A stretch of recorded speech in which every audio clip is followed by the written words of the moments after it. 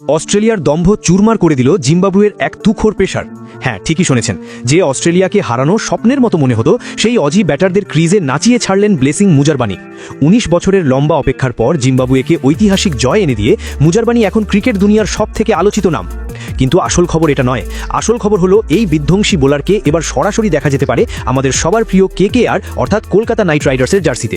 কিন্তু কিভাবে, কেন কেকেআর ম্যানেজমেন্ট হঠাৎ এই জিম্বাবুয়ান তারকার উপর বাজি ধরছে, আর আন্দ্রে রাসেলের সাথে এমন কি ঘটেছে যা শুনলে আপনি চমকে যাবেন? সবটা জানতে ভিডিওটা একদম শেষ পর্যন্ত দেখুন, কারণ আজকের ভিডিওতে কেকেআরের এমন কিছু ইনসাইড নিউজ দেব যা আপনি আর কোথাও পাবেন না। তবে মূল আলোচনায় যাওয়ার আগে একটা ছোট্ট অনুরোধ, আপনি যদি কেকেআরের অন্ধভক্ত হন এবং মন থেকে ভালোবাসেন এই টিমকে, তাহলে এক্ষুনি ভিডিওটাতে একটা লাইক দিয়ে দিন আর কমেন্টে ঝটপট লিখে ফেলুন আই লাভ কেকেআর। আর হ্যাঁ, কেকেআরের সব খবর, সব আপডেট সবার আগে পাওয়ার জন্য ডেসক্রিপশনে দেওয়া আমাদের হোয়াটসঅ্যাপ আর টেলিগ্রাম গ্রুপে এক্ষুনি জয়েন করে যান। সেখানে আমরা নিয়মিত কেকেআর ফ্যানদের জন্য অনেক সারপ্রাইজ রাখি। বন্ধুরা, এবার আসি আসল কথায়।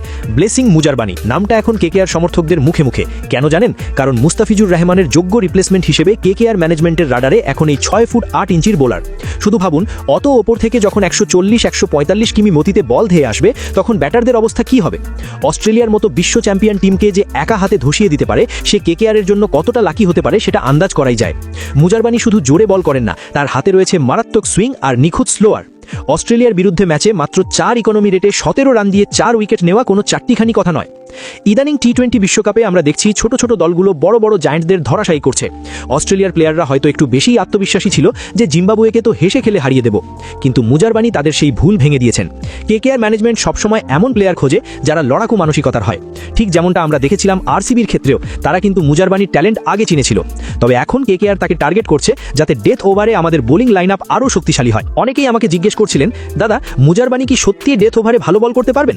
দেখুন, নতুন বলে তো তিনি জাদুকর, কিন্তু পুরনো বলে তাকে একটু ঘষা মাজা করতে হবে। কেকেআরের কোচিং স্টাফরা যদি তাকে ঠিকমতো গাইড করতে পারেন, তবে তিনি আইপিএল 2026-এ তুরুপের তাস হয়ে উঠতে পারেন।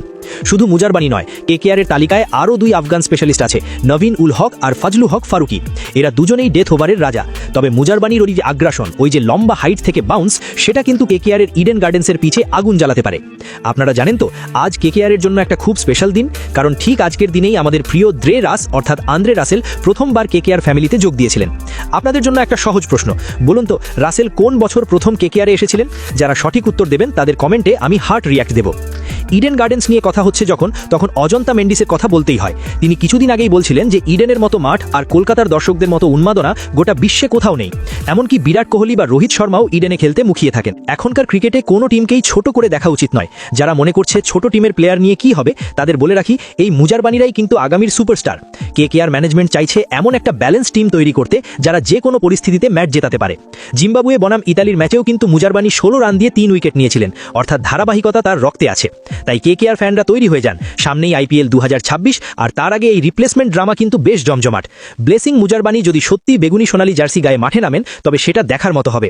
আপনাদের কি মনে হয়, মুস্তাফিজুর নাকি মুজারবানি, কে বেশি কার্যকরী হবে কেকেআরের জন্য? কমেন্টে আপনার মতামত অবশ্যই জানান।